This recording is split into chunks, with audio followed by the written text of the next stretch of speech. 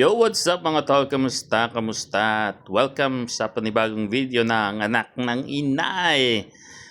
So yan mga tol, wala tayong farm visit ngayon. Hindi tayo makapasyal sa mga farm ng tropa natin. So ito, pagtyagaan nyo muna itong ating mga laga dito sa bundok. So yan, bali ito nga yung ating isang buntis na inahin na red. And yan, next month, paanakin na rin to mga tol. Siguro mga katapusan next month, anak na yan. So bala nakakasta dyan yung kay Kuya Rodel na red back. So red to red. And hopefully makaproduce tayo ng magandang red dito sa inahin na ito.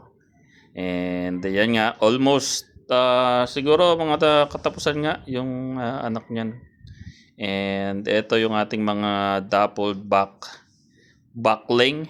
Yan, malalaki-laki na rin. Kahit pa paano, nalaki din naman sila dito sa bundok. And ito naman, yung ating black, solid black, si Black Beauty. Buntis na rin to.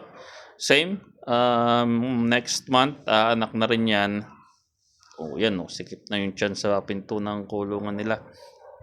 Bali yung kulungan din ng mga to, wasak-wasak na. Mabibigat kasi yan. Sira na yung kulungan. And hopefully makapagpagawa ulit tayo ng bagong kulungan para sa mga kambing natin dito sa bundok. Kasi nga, yan, sira-sira na yung mga sahig niyan.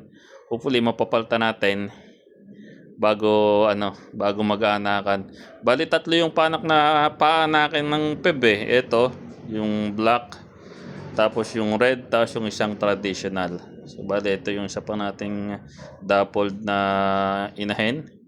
May kasta na rin yun, hopefully mag-take. And yan, ito yung isang red. Ito yung nanay ng isang backling, solo backling na dappled. Yan, magnanay yan. And yan, ito yung mga backling natin. Hopefully mga ilang buwan pa. Kasi 2 and a half months lang itong mga to. Hopefully pag 4 months siguro may out na rin natin itong mga backling na to, or itira natin itong isa. Parang okay din kasi yung may back dito sa sa bundok para mas madaling ma-detect pagka nag-hit yung mga inahin. And yan lang naman yung update natin dito. Yun nga, hopefully makapagpagawa tayo ng kulungan kasi wasak-wasak na ang kulungan natin. So again, ito ang anak ng inay. Ingat mga tol!